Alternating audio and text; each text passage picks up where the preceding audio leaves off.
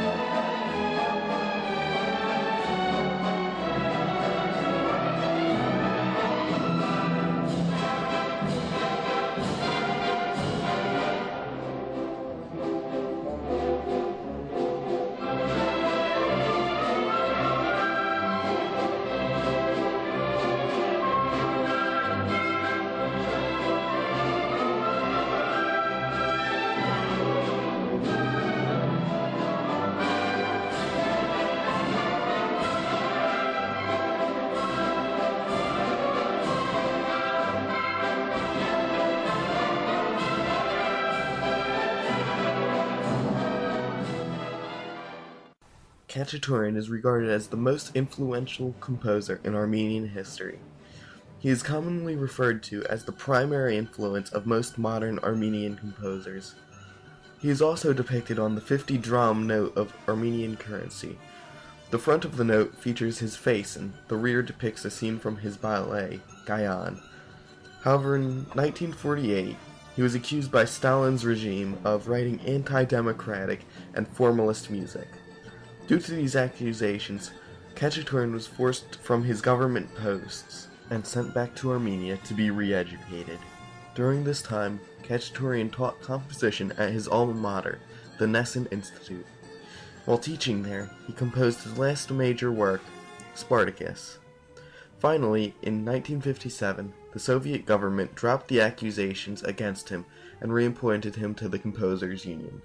He continued to compose up until his death in 1978, although none of these works became as widely known as his previous compositions.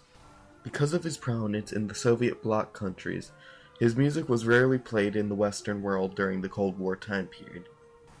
This led to his music being relatively unknown to most Westerners of the time, and resulted in his music being nowhere near as popular as it should have been. It is only recently that Khachaturian's works have begun to re-emerge from behind the Iron Curtain, and are receiving the playing that they deserved.